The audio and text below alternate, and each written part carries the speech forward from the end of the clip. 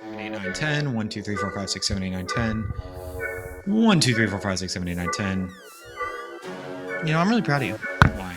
because you can count to 10. Fuck off. You didn't hesitate. Oh wow, you almost spilled your beer though.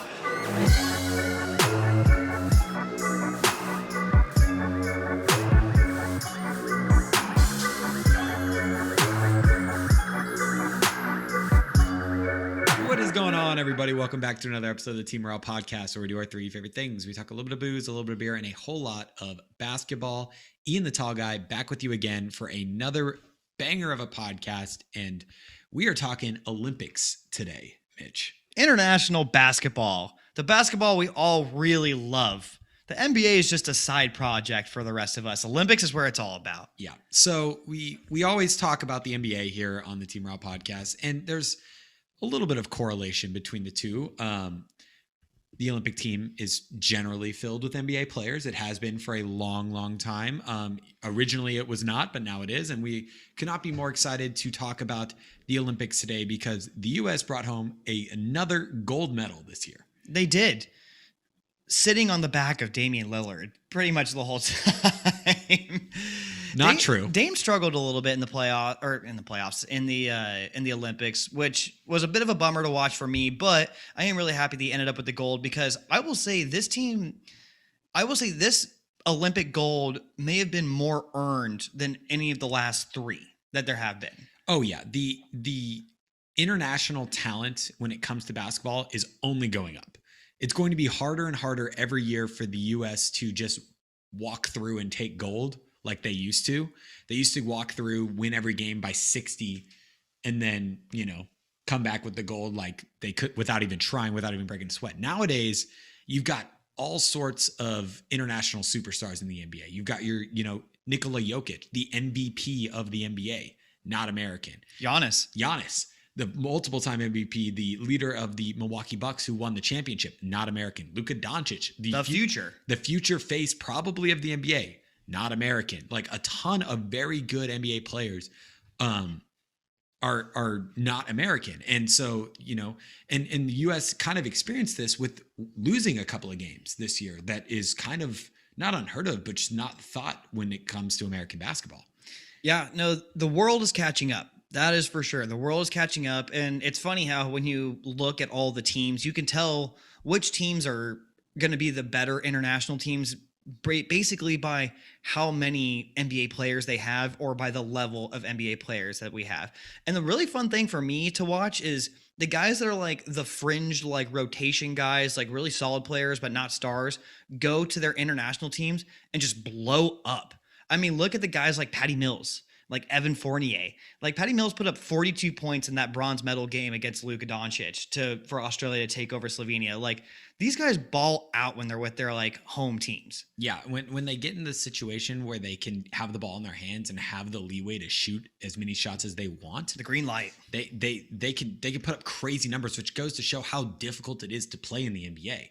That being said, there are a lot of good countries nowadays that put up really good, basketball players and can put together really good teams. Nigeria beat the USA in one of their qualifying games and very young too, or exhibition game. I apologize, but they're really good, really young. Slovenia has Luka Doncic, Goran Dragic, a couple of very good NBA players. France and Australia beat us. Yeah, France beat the U.S. in the Olympics, and Australia beat them in a qualifying game or an exhibition game. Both stacked with NBA players. I mean, Spain's really good. Spain has always been really good. Has probably the second best league outside of the NBA in the world, and also has a ton of good NBA players. The Gasol brothers play there. You have a ton of good players. Wherever Jokic is from, Serbia has a ton of very good. You have the you got a full Serbia, family of Antetokounmpos playing for the Greek team. But you have Jokic, you have Boban, you have the Bogdanovic brothers, both from Serbia. So all the Serbian team is good. They didn't make it this year because Jokic sat out and a lot of their players sat out. But if it came down to every player playing, the US would not walk away with gold. Like they would have to fight for it. They would probably win it. They're probably the most talented team, but it would not be a cakewalk. Canada Also another good Canada team. is a very young, promising, up-and-coming team. I mean, just off the top of my head, we have guys like Jamal Murray, Shea Gilgeous-Alexander, Lou Dort, Dylan Brooks, RJ Barrett, Chris Boucher, Brandon Clark. A lot of really good young guys coming out of Canada, and even more coming like every single year. So Canada is going definitely, and Andrew Wiggins. There's a lot of players from Canada that are coming to the NBA because basketball is getting more and more popular up in Canada. So they are definitely going to be a force in the coming years as well. As basketball becomes a more global sport, the harder it will be for the NBA to, or for not the NBA, for the US to walk away with gold every Olympics. That being said, we're looking ahead on the Team Morale podcast, and we are looking to the 2024 Olympics. And Mitch and I have put together what we think the 2024 Olympic team will look like. And we cannot wait to share it with you guys. We can't wait. But before we do that, let's have a look at what we are going to be drinking tonight. Tonight is recommended by our local tap room that we like to go to. Her name is Sasha. Sasha. Thank you, Sasha. SpindleTap Brewery.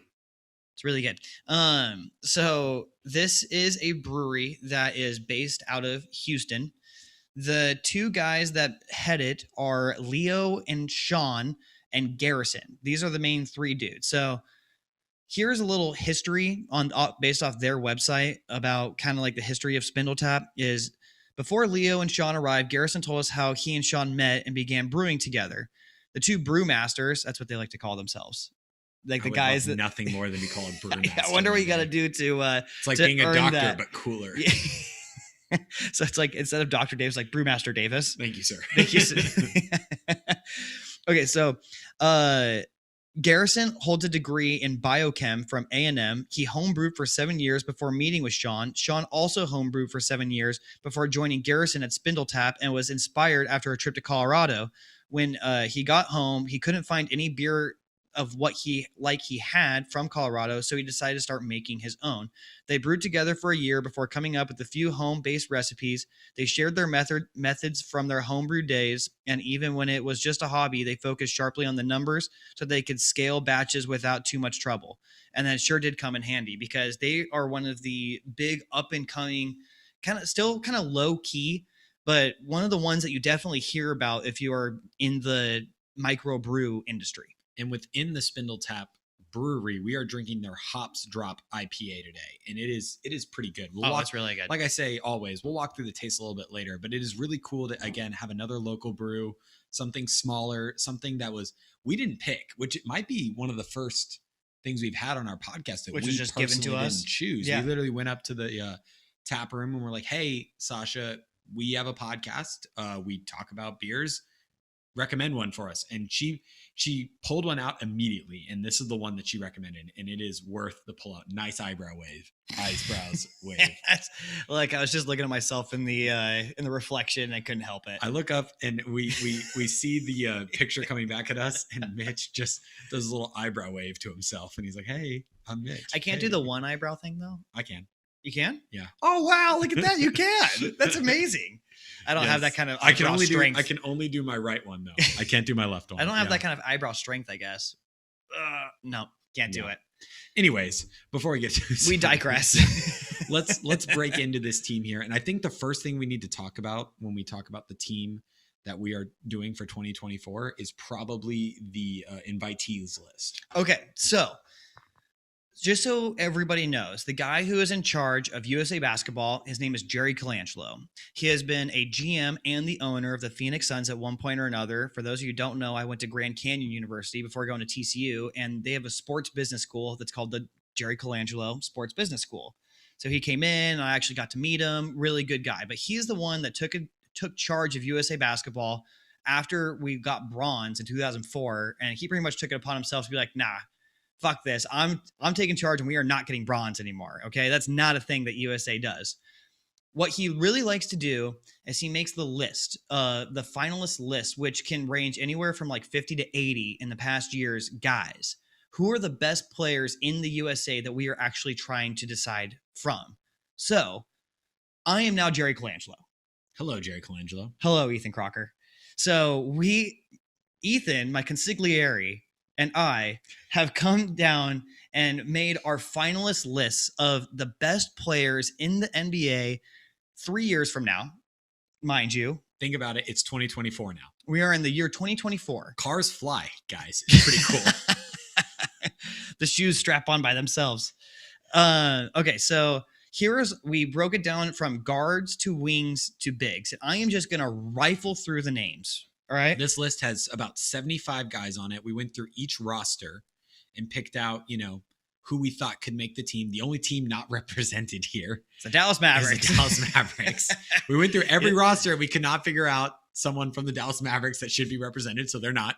Every other team has at least one player represented on this list. There are a couple of players that are rookies in this upcoming draft class, and then there's a couple super young guys who are really good in coming up in the next couple years. Could be considered on this list going forward 3 years from now. All right. I'm going to read this off, and I'm going to read it real fast. Is everybody ready? We're going to start with the guards. Here is our finalist list for Team USA Basketball 2024 Olympics. And if you're watching on YouTube, or we'll post it on our Instagram page so you can read through it if you want. Yeah. All right, here we go. Steph Curry, Damian Lillard, Joe Harris, Kyrie Irving, James Harden, Trae Young, Tyler Hero, Bradley Beal, Russell Westbrook, Malcolm Brogdon, LaMelo Ball, Darius Garland, Colin Sexton. Wow, you're butchering this. Nope, I'm doing great.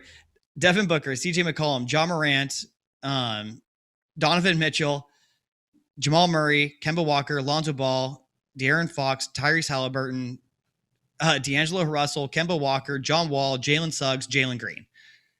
Okay. I have like all the last names written. So a couple of times I had to like remember who it was. I was like, Mitchell, wait, I know his first name. That's your first name. It's my first name. Okay. Wings, Kevin Durant, Chris Middleton, DeAndre Hunter, Jaylen Brown, Jason Tatum, Karis LeVert, Miles Bridges, Zach LaVine, Patrick Williams, Gary Trent Jr. for the funsies of it.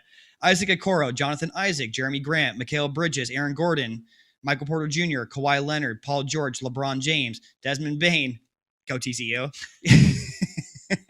Klay Thompson, Keldon Johnson, Brandon Ingram, Zion Williamson, Harrison Barnes, Anthony Edwards, Kevin Porter Jr., Cade Cunningham, and Amoni Bates. Okay, now here are the bigs. Andre Drummond, Mitchell Robinson, Julius Randle, John Collins, Bam Adebayo, Jared Allen, Mo Bamba, Miles Turner, Wendell Carter Jr., Anthony Davis, Jaren Jackson Jr., Draymond Green, James Wiseman, Karl Anthony Towns, Christian Wood, Evan Mobley, Chet Holmgren, and an interesting one that I want to talk about for a second is DeAndre Ayton. Okay. So, okay. You can talk about him. Okay, so DeAndre Ayton is technically Bahamian. He was born in the Bahamas, but he spent a large majority of his life growing up in the United States. He's very similar to Kyrie Irving, who was born in Australia, but registers as a U.S. citizen. I think he has dual citizenship, so he has chosen and will continue to play for the U.S. Yeah, so just like Kyrie, born in Australia, he chose to play for U.S. Kyrie has actually already played for a USA Olympic team.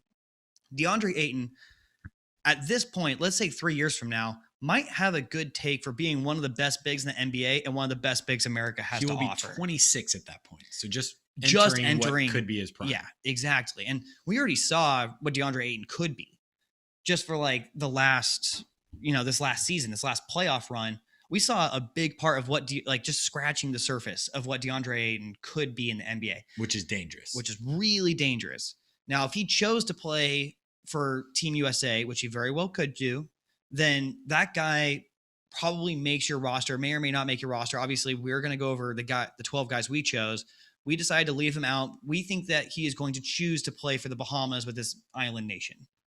I would think he would, and that's why we left him off this list. But keep in mind, 3 years from now, if we look back on this podcast and DeAndre Ayton is on the U.S. team, we covered our bases. Yes, exactly. It's why I'm talking about. That's why I wanted to talk about it. Went through everybody. Technically not American, kind of American. Might choose to play for high school America. in Arizona. Yeah, with a lot of he was that Bishop Gorman. No, Bishop Gorman's in Nevada, but you're right. He went to a very good. I don't know the exact school, but he went to a very good school in Arizona. With it was a weird year where dude loves Arizona. 3 of like the top 15 picks all went to the same high school or something. It was same as this year. It was similar. Oh, wow. Where Cade Cunningham went to high school with like 2 other guys that went At Montverde. Yeah. Yeah. But anyways, we digress. Let's break into this team. Okay. Let's break in. So you read off the whole list. So that's your finalists. Those are the guys that you get to choose from if you're the United States of America. It's like all of those dudes, you have the liberty of picking your top 12. That's how many get to go to the Olympics, your top 12 of those 75 guys. So, but before we get into the players, I think we need to first talk about how the 2024 Olympic team, if we are in charge, has a different coach. Pop's an old man. Pop is a Pop, you he's know? Fun, and he's fun to have, and he's no one hates Pop. Everyone loves Pop. That being said, his system hasn't really looked all that great when it comes to international basketball. They got 7th in the FIBA World Cup in his first USA basketball coaching debut. They lost some games in this Olympics. Yes, they ended up going home with gold, but for a minute there, it wasn't certain, like it has been in years past. And I think it's time to let Pop retire, let him go into retirement, enjoy his time, and move on to a new head coach. Yeah. If Pop wants to come back and be my assistant coach, I'd be totally cool with that. Come back and just yell at the players just for the funsies of it. I'd be about that. But I think it's time for some fresh blood. Yes. And when I'm looking at a new coach for Team USA, I'm looking for someone that has the respect of stars immediately. Yes. Someone who can walk into a room and stars are going to listen and not only listen, but can relate. Because as much as it is X's and O's in the Olympics, it's just as important, if not more so, to manage egos and make sure that all these guys who are A1, A2s on their respective teams can form a team in the point of kind of someone who's a all-star has to come off the bench, and a coach has to convince them of that. Yeah. And it's not necessarily an easy job. That being said, there is a clear choice in my opinion. So I would argue there's a couple choices, but I think that there is one guy that should be the guy. And his family has military background. He has traveled abroad a lot. He has played in the NBA. He's been a champion. He's been a general manager. He's been a coach. Who is it? Steve Kerr. Steve Kerr. Welcome to be the new USA head coach, Steve Kerr. If you can make the assistant this year of Steph Curry, Draymond Green, Klay Thompson, and Kevin Durant work together, along with former All-Star Andre Iguodala, a super high pick, and Sean Livingston, kind of meld together and make it, work. You can do that with a bunch of all-stars on a team. Yeah. His system works with all-stars, and his system is kind of just share the ball and let stars do what they do type of thing. As long as it flows, it works. Whereas Pop's system is a little bit more rigid, where it's a little bit more this is not necessarily the play, but this is the offense we run, where Steve Kerr is all right, we can ISO if we want. We can, run motion if we want. We can run plays if we want. A little bit more loosey-goosey, which I think fits the USA star-studded system a little bit more. And also, I think he'll be a better judge of talent than what Pop was. Again, not a fault on Pop at all. He is a, great coach, will be a Hall of Famer, will be on the Mount Rushmore of basketball. But I think it's time that he let Steve Kerr do what it looks like his system was born to do. Yeah, I totally agree. And I will say Pop had a tough go of it this specific year, putting a roster together, because it was the post-COVID year. It was the very shortened season. A lot of guys are banged up. A lot of guys are tired. A lot of guys said no. They pretty much had to beg Kevin Durant to show up to this Olympics, and he was the reason we won the gold. If Kevin Durant's not on that team, I have a hard time believing that this team ends up winning the gold. And so that was a very difficult thing for Pop, but you could see that the system didn't really work. They just ran the hell out of the pick and roll, and it didn't work at all. The only time we were getting buckets was basically when we were hey, star players, go find me a basket thank you very much. Like, That- go isolate. Like that was our best offense because the pick and roll was just getting destroyed by these other international teams. And it's because international basketball is very reliant on the pick and roll. There's not a lot of isolation in basketball outside of the NBA. So they defend it really well. They know how to defend it very expertly. Everybody outside of the NBA, that's how offenses run. It's the pick and roll over and over and over and over and over again until either A, you get a mismatch, or B, you end up getting the shot that you want. Whereas like the NBA is a lot more isolation based, and that's where this team thrived, was in isolation and in transition. Yeah.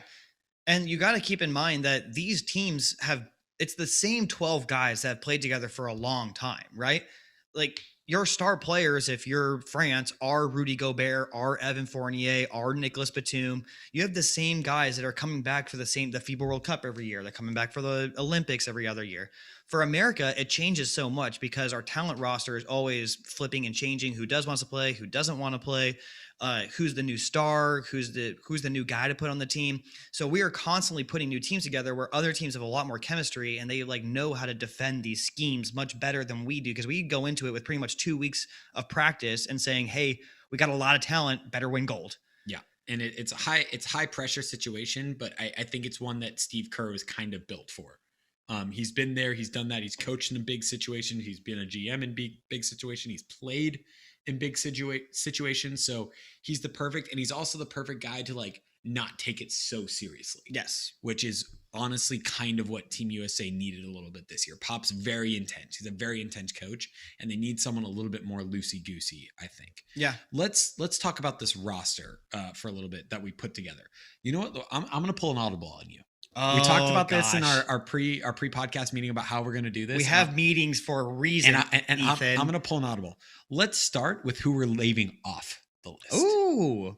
Let's start with the biggest names that we're leaving off the list. So, Mitch, do you have it in front of you? Yes, I have it in front of me. Why don't you read off some of the big names that we're leaving off? You don't have to go through all of them, but let's leave off some of the guys. All right. I'm going to start off with one that is near and dear to my heart. This one hurt, Mitch. I fought tooth and nail to get this guy on my team, but we are not going to be taking Damian Lillard to the Olympics this year. We hope that he chooses not to. But if on the odd case he does, Steve Kerr is choosing not to take it. Steve Kerr is clearly biased. He's got other guys on his list that he'd probably have on his team. It's all right. Damian Lillard has already won 2 other championships after leaving the Blazers and joining the Warriors. So Steve Kerr's had enough of him. Wow, that just hurts. That just hurts, man. So Damian Lillard won 2 championships with the Blazers by this time, and he's just tired. He doesn't want to go to the Olympics anymore. But so we left Dame off. So another point guard that we are leaving off is Kyrie Irving, multiple-time Olympian. And you got to keep in mind, these guys will be 3 years older at this point. So 3 years older. Dame would be 34. Kyrie would only be 32. He'd only be 32, but he's into his 30s at this point. Isn't it weird that Kyrie's not 30 years old? That's wild. Like Kyrie's had a long career for not being 30 yet. He's been all over the place. He's had a lot of stuff going on. The other guy is James Harden. He did not make our list. He's another one that would be 34 years old. My guess is that James Harden just doesn't even have hamstrings at this point. He's rolling himself around in a wheel. He shaved the beard. He looks real weird these days. So he's not on the team. He's not on the team right now. I'm going to give you a couple more oldies. Okay. Here are some of the oldies that we left off. We also left off Kawhi because when we were taking a poll, he never rose his hand or spoke up about wanting to play for the team. So He's never expressed interest in playing the team now. So why would he do it when he's in his 30s? Kawhi was just like, wait, do I get a bonus for playing with them? They're like, no, you just get national pride. He's like, yeah, no, I'm good. Thanks. I'm going to stay at home. The other guy, his teammate, who will be 34 years old, Paul George, broke his ankle, doesn't want to go back. He snapped the other shin practicing for Team USA. So he didn't make it. And then a couple of Warriors. Steve Kerr leaving his team off of the list. Draymond Green and Klay Thompson. Both only going to be what, 30? I think both of them 34. Both 34. Both 34. So both past their prime. And don't get me wrong, guys. This was tough. Cutting 75 to 12 was tough. And we had to make some tough decisions. Those were probably 2 of the toughest that we had to do. Those 2 and Dame were probably the 3 that we were just like, man, how do we leave these off? We went through and we were like, all right, these guys are locks. And then we ended up with like 20 locks. And we're like, Ah, well, this isn't going to work. we need to cut 8 of our locks. All right, cool. But anyways, so let's talk about some of these some of the big men that we're going to have. The bigs? We broke it down into guards, wings, and bigs. And we have 3 big men that ended up making the team. Mitch, why don't you read through our list of big men that were on the That made our final. finalists? Yes. Okay. So we have, in no particular order, by the way, Andre Drummond, Mitchell Robinson, Julius Randle, John Collins, Bam Adebayo, Miles Turner, Jared Allen, Mo Bamba, who we think is going to take a bit of a jump in the next couple of years. Maybe, maybe not.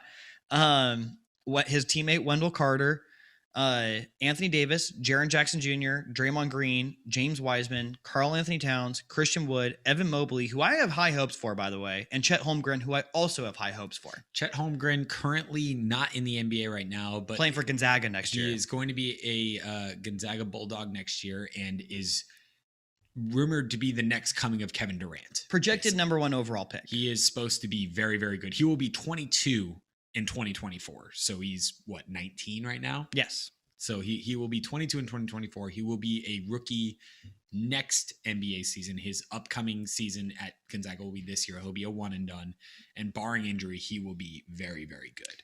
The dude looks like he's built of pencils, but he has such a smooth game. I don't know if any of you got to watch the 17 and under game this last year, or 19 and under game. Actually featured Mike Miles at a TCU, and Jamie Dixon was one of the assistant coaches on it. But Chet Holmgren went off pretty much, and he showed off the whole artillery that he has. The dude has all the makings of a superstar in the NBA. They call him the next coming of Kevin Durant for a reason. Yeah, he's 7 feet tall, and he's got a nice handle, and he likes to shoot from 3.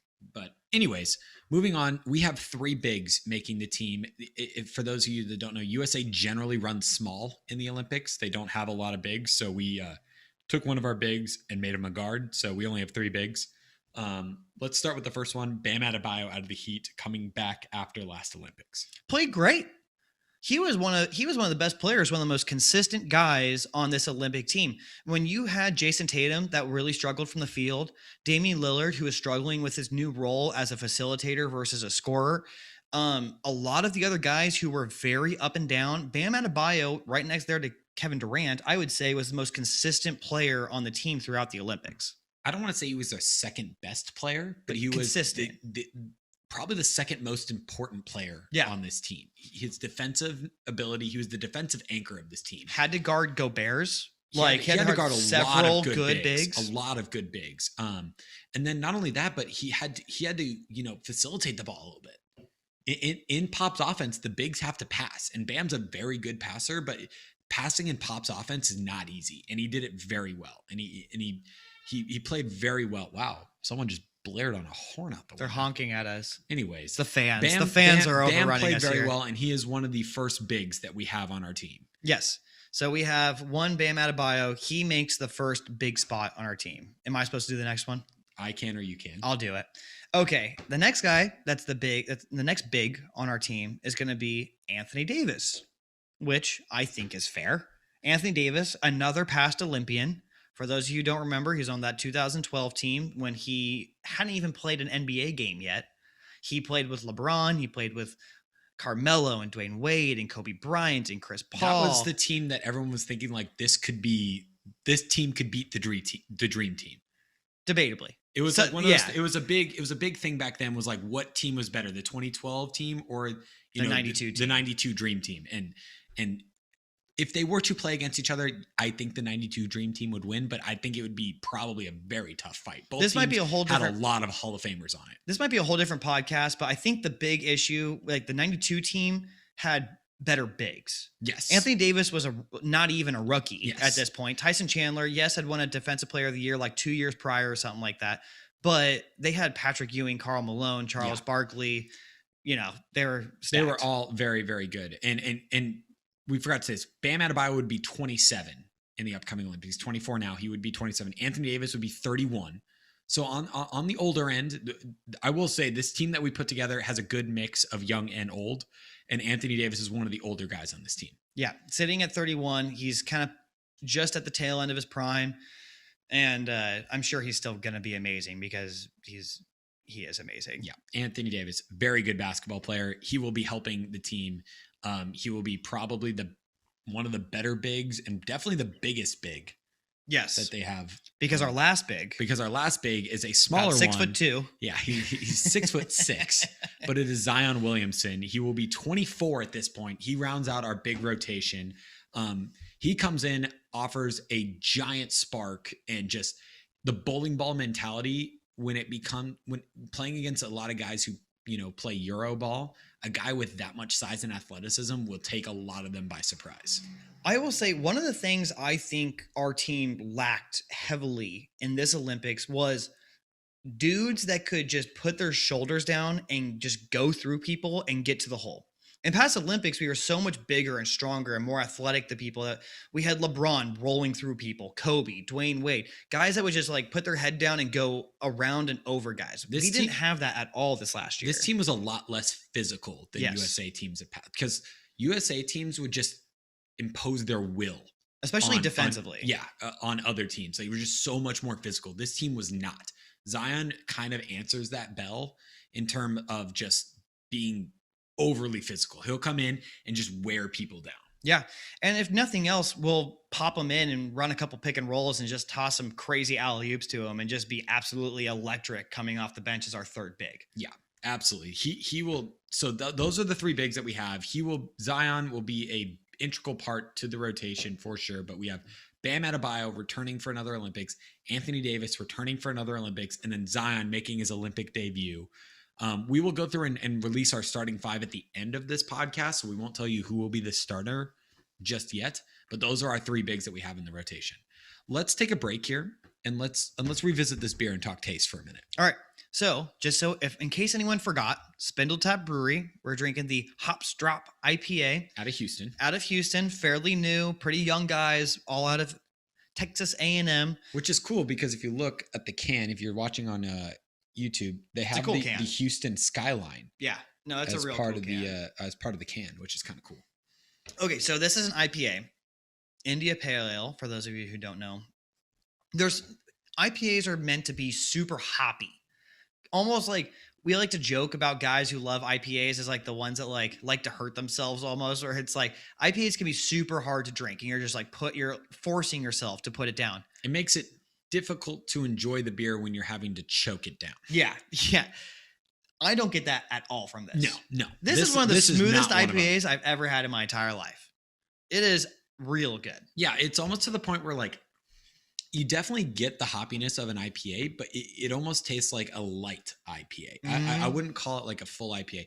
It's also not a hazy. It's not very juicy. Yeah. It's just a perfect blend of like flavor and hops to the point where it's not overpowering. Because a lot of IPAs, you have an IPA and you drink it and it's like, holy shit, I'm drinking soap. Yeah. Oh yeah. I hate when I get that. I hate when I get an IPA and I'm drinking it and all of a sudden I'm just like trying to like be a man and I'm manning through. I'm just like, yeah, no, this is delicious. I can't wait to order a Bud Light after this. I can't believe I cussed and my mom's putting soap in my mouth again.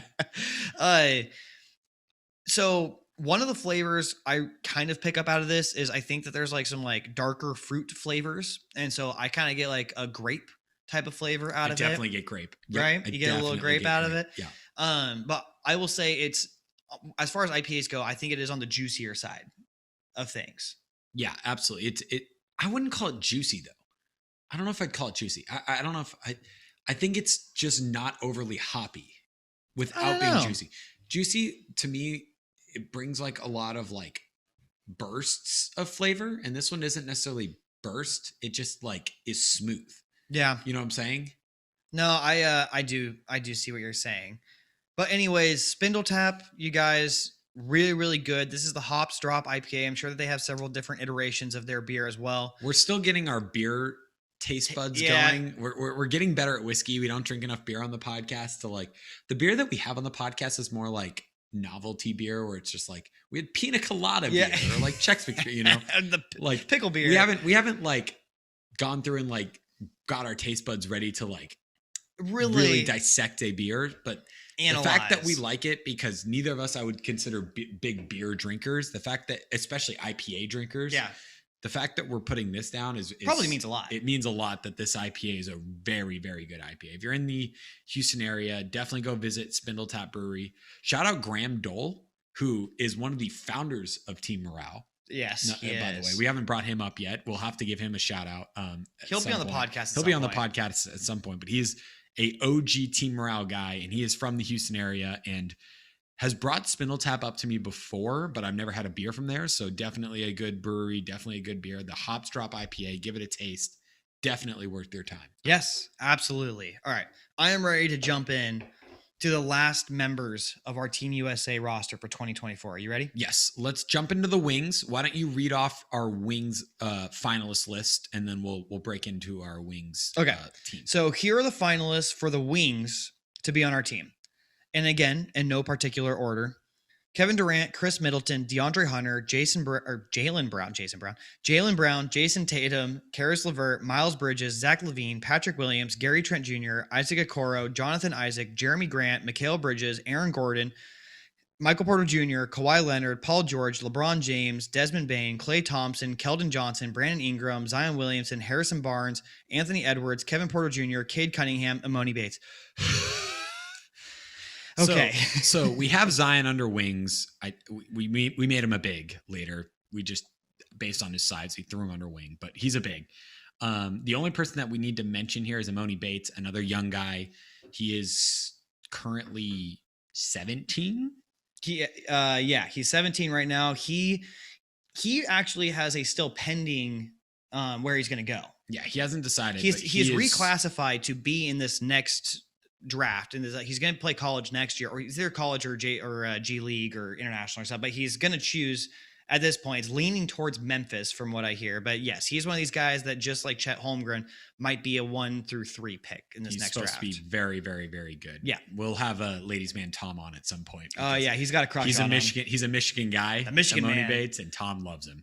Anyways, let's break down who we ended up having make the list. The first guy should be obvious: Kevin Durant, coming back for another Olympic run. He will be, looks like, 35 at this point in 2024, but holds almost all of the offensive records for USA Olympic basketball, and comes back to just add to them. And he was the reason we won gold this year, and he will be an integral part of the reason why we are going for gold again in 2024. I think that we found at this point that the Olympics mean a lot to Kevin Durant. They really do. I think he takes a lot of pride in playing for Team USA. And I think that there is a part inside of him that wants to go down as the greatest Team USA player of all time. I would agree. And this will be, if he goes in 2024, this will be his fourth. He has 3 gold medals. So we've won now 4 in a row. 12, 16, 20. Yes. And he's been a part. Yeah. No, 4 in a row. 2008, 2012, 2000. But he wasn't a part of 2008. No, he wasn't. So he's won with 12, 16, and now 20. And so I think if he wins one more, he'll win more gold medals than any guy in history. Not woman, because Sue Bird and Diana Taurasi have now won 4 or 5. It was something. It was they're like 5 both or very something. good. We need to do that. We need to do a WNBA podcast. Dude, they're like one of the greatest Olympian teams of all time. They're like 72-0 in the last like 5 Olympics or something like that. Why haven't we talked about We should talk about that. Anyways, apologies. So I think that Kevin Durant, it means a lot to him. I think he already is probably going down as one of the greatest Olympians of all time. Just right now, he holds the points record. Points records, field goal attempts records, field goals made records, and I think 3-point makes record. But one more gold would solidify him. And he doesn't have to be the star of this team. Because right now, it's between him and Carmelo Anthony. Yeah. I would say. And they both have 3. Yeah. And if he gets one more, he solidifies himself. And again, he doesn't need to be an integral part, but at 35, he will probably be a big part of this team. So he is our first wing that comes. The next guy making his return to the USA team would be Jason Tatum. Yeah. He's back for redemption round. Yeah. Right. He's trying to prove himself. Sucked. He struggled, man. He did not play well. He had the one big game against Czech Republic where he went off and had like 26 points or something like that. Every other game, it was like 3 for 10, 2 for 11, just struggling hard from the field. I think at this point, he's going to be, 26 years old? At this point in 2024, he will be, hold on, where is he? 26. 26. So just entering, if not fully developed and in his prime. We forget that the guy is only 23 years old and he's been to 3 Eastern Conference finals and he's a gold medal Olympian. I think he has a very bright future ahead of him. I think that by the time he's 26 years old, he is going to be at the peak of his powers and he is going to be a damn good basketball player. He's going to be one of those guys where it's like you just cannot leave him off your team. Regardless of how many guys, who's on the team, he's one of those. He's just got to be a lock. He was one of our first locks where he's like, he's coming back. He right after redemption. KG. Another guy, he's going to be a young guy. Yeah, we're bringing some youth on this team. We've got a good mix of old with AD and KD coming back, but then we've got some young guys in Tatum and Zion and Bam. Another guy who's super young, who we have a lot of faith in, is Cade Cunningham. Now, this is a bit of a gamble on our side. We're taking a reach here. Our first big reach of our team. I have not seen this guy play an NBA game yet. I saw him play a summer league game. He got 12 points. Sure looked good while he was doing it. He will be 22 in 2024. Yeah. So I really do believe that Cade Cunningham, being on the Pistons, he's going to get the greenest of green lights that there has been. He's going to come in. He's probably going to win Rookie of the Year. He's going to put up mad stats. The feel for the game that this guy has in college and just what he's shown so far is ridiculous. Luka-esque. I think that he's going to be able to come in, play guard, play wing, play a little big if you need him to, because he is a larger guy. I think that he would be a perfect fit as the young guy on this team. Bring some energy, bring some exuberance. Because I think that this is a big reach for us, but we got to have Cade. I don't think we're spoiling anything by saying by no means is he going to be a starter, but he is. And when I say Luka-esque, is he never doesn't play his pace. Mm-hmm. Very easily for guys who make steps from high school to college to pro, pro to the NBA, G League to the NBA or summer league to the NBA.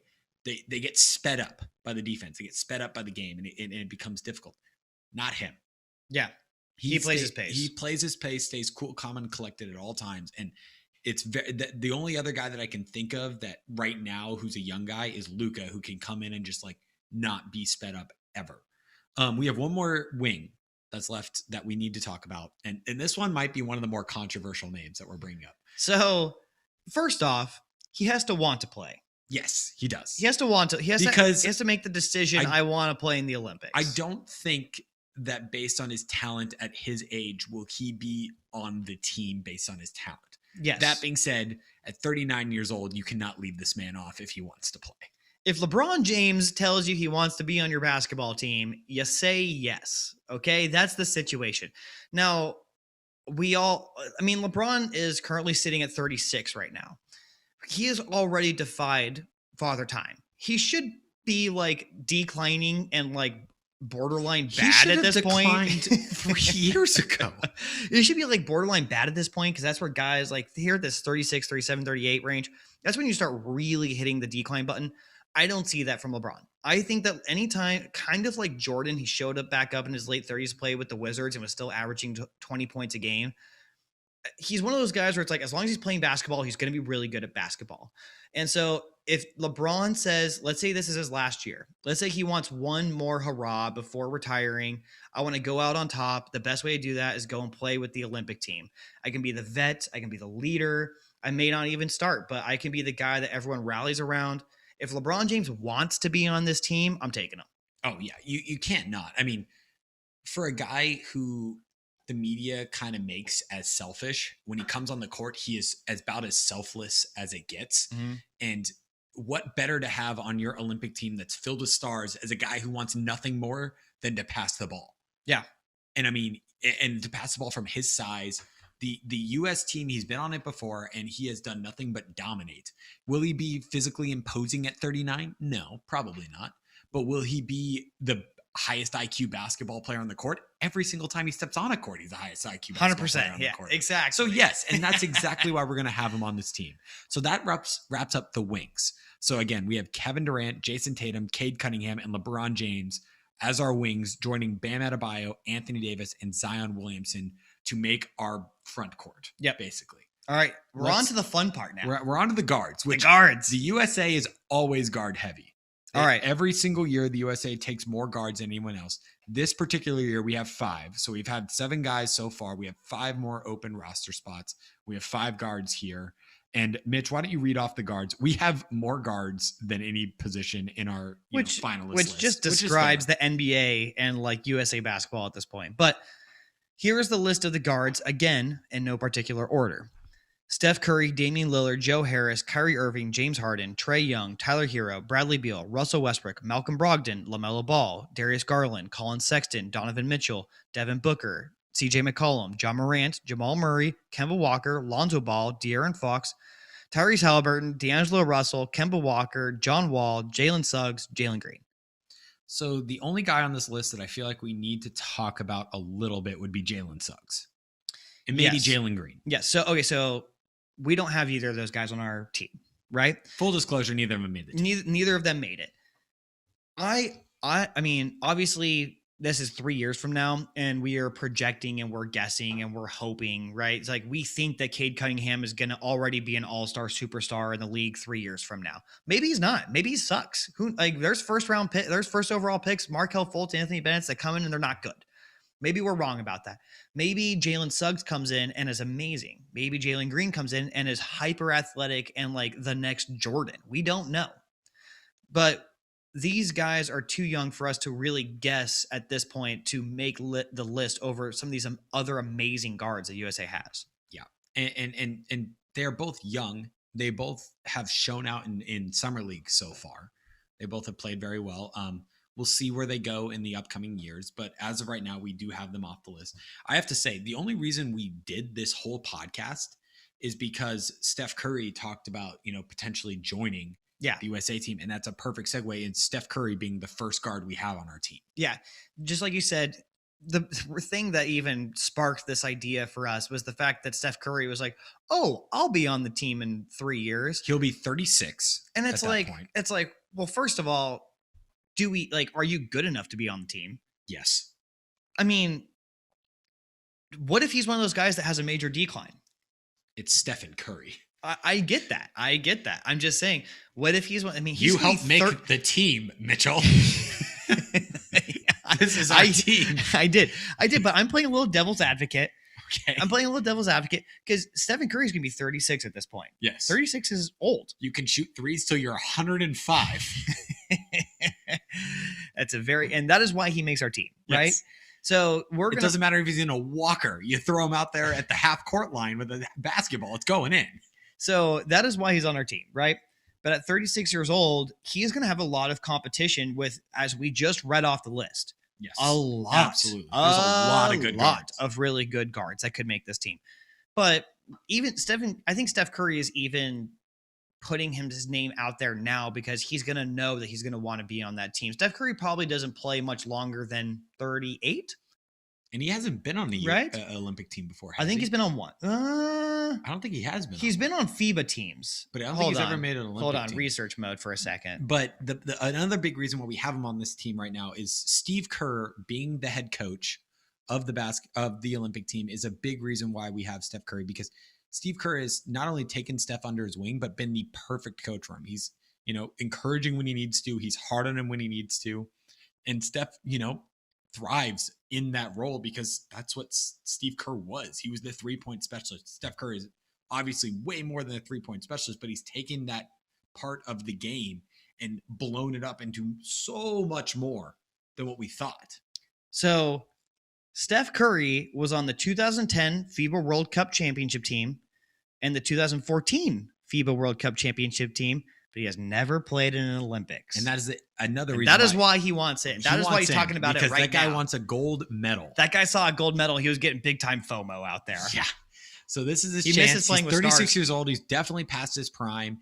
He's, still probably good at this point, but we don't know. But he is our first guard coming off the list there. Yes, he is. And the next guard that we're going to take, again, long list of guys. I think the notable guy that we left off as far as guards go is probably Damian Lillard. But we went with the guy who's younger. We went with the guy who's a better passer than Damian Lillard is. We went Trae Young. A guy who's very vocal about not making the team this year. Oh yeah, no, he was pissed off about it.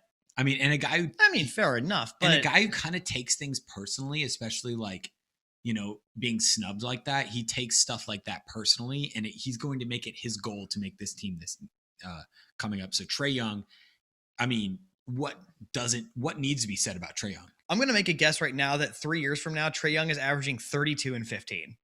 Yeah, I mean, big stats guy. It could be. Big stats guy, Trae Young. And it showed this year that he could do it on a good team. Yeah. That was the biggest thing to me is like coming into the NBA. I was like, oh, Trae Young, great basketball player, but he's going to be a big stats on a bad team guy.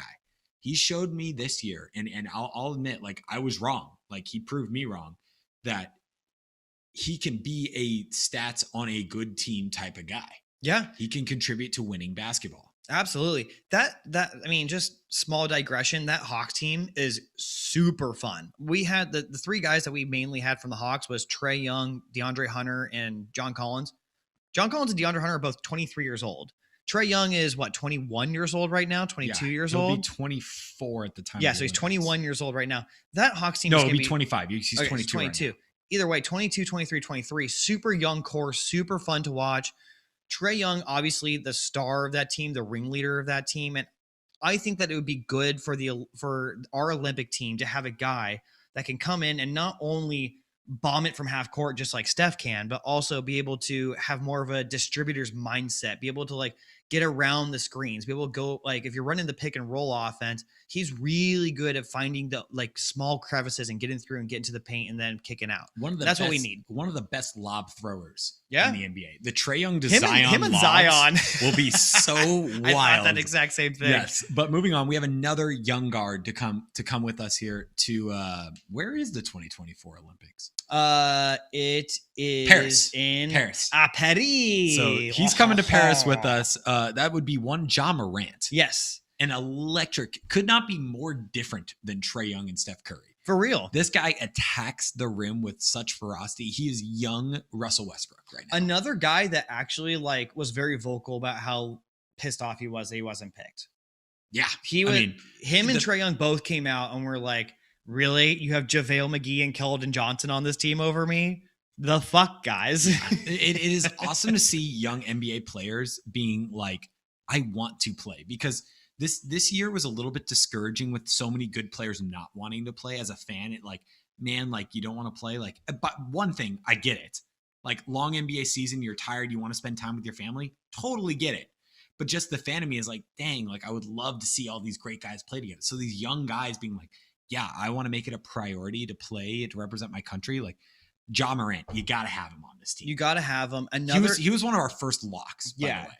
Another guy where I think that it's really important for this next Olympic team to assert their dominance athletically. And John Morant, I don't think there's a guy in the NBA that is as quick and as shifty and is as explosive, like jumping, as John Morant is, while also being focused on everyone else. When you put Ja in, you can put him in with a bunch of shooters on the floor at the same time, and Ja's focus is everyone else. And that's always been his thing. That's how the Memphis Grizzlies play basketball. They had like 7 or 8 guys that averaged 10 points or more on this team last year. That is what Ja is so good at, and that's kind of why we wanted him on our team. Yeah. I mean, he might not have the biggest vert in the NBA, but he might have the quickest vert. Yeah. He goes from like on the ground to dunking height faster than anybody else. Oh, yeah. Yeah. All right. So the next 2 guys. Tough. So we had a lot of guys to pick from. We were debating, do we get another big? Because our bigs aren't as large as, if we're going against Jokic and Gobert, do we need another big? Full disclosure, I'm just going to say it. We were really between Bradley Beal, Devin Booker, Donovan Mitchell, and Karl Anthony Towns. Yeah. Like, full disclosure, we had 2 spots for those 4 guys. And there was and Zach LaVine. And Zach LaVine. And Zach LaVine was the other guy in that list. Zach LaVine. And so also, I think that like if Kawhi Leonard is still really good and wanted to be on Team USA, he'd probably make this roster, but he has never wanted just to assumed that he didn't want to play with us. So, but anyway, so obviously, Cat didn't make it. So now you're between, Zach LaVine, Booker, Mitchell, and Bradley Beal. Yeah. For those last 2 spots. And that is where the conversation that we had off camera became very difficult. And what it really came down to was we both had guys that we felt had to be on the team when we felt like there was others that could have been on the team. For me, the guy, and so we voted. I had one guy that I felt like I had to have on this team, and that was Donovan Mitchell. And so then, therefore Donovan Mitchell. So therefore Donovan Mitchell made the team. Who was the guy that you felt like you had? Well, let's to have? talk Donovan Mitchell. Okay. So sticking with the idea that our team was not athletic and strong and powerful enough. Donovan Mitchell is one of those guys that asserts his dominance over people. Even though he's only 6'2", he plays like he's 6'6", at least, right? And so he goes through people, he goes over people. He has a nice handle, he has a nice jump shot. I think that he can play on ball. I think he can play off ball. I think he doesn't care if he's the 12th guy, and an ice in his veins kind of guy. I don't think he cares if he's the 12th guy. I don't think he cares if he's the first guy. I think he'd be super happy to be on this team, and I think that's one of the big reasons I wanted Donovan Mitchell. Yeah, and an underrated defender as well, because if you're looking at our roster right now, we don't have a ton of guys who want to dig in on defense, especially from the guard position with Steph, Trey, and Ja. Yes. So having another guard defender would be big for this team. And then my guy who I was fighting tooth and nail to have on this team, I wanted him to come back, and that would be Devin Booker. Great shooter. A great shooter, a Mamba mentality type of guy, dig in and really transformed his game in the playoffs, defensively. Especially. I was going to say, proved his mettle on defense in the playoffs. We're going into this, 2021 NBA season, 2020, 2021 NBA season, everyone was like, man, Devin Booker, great player, got to prove himself on defense. And this year he took it upon himself, especially in the playoffs, drawing tough matchups and just locking up, especially in the finals. There was, the first couple of games where, he was guarding Drew Holiday and Chris Middleton, and they struggled heavily with him as the primary defender. And so his defensive prowess definitely gave me the like this is the guy we have to have. Yeah, no, I totally agree. It's nice to have a guy that's standing in the corner that is going to be a knockdown 3-point shooter. And when you get on the defensive end, you can put him on the best player on the other team. You can put him on the Luka Doncic. You can put him on the Evan Fournier, on the Patty Mills, and he's going to do his best. He's going to try to lock that guy down, and he has the mettle to do it. And he's been there before. He's been in high-pressure situations. Yes. So that wraps up our team here. Let me run through it for you again. In the guards, we have Steph, Trae Young, Donovan Mitchell, Ja Morant, and Devin Booker. And then we have Kevin Durant, Jason Tatum, LeBron, and Cade Cunningham. Mm-hmm.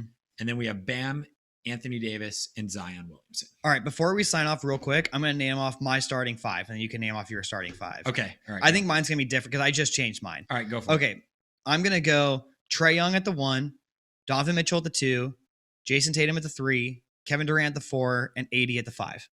Wow. That is very different than mine. My starting lineup's a little bit older. We're starting old, and we're going to finish, and then we're going to have young guys come off the bench. But I have Steph Curry starting at point guard. I have Devin Booker starting at shooting guard.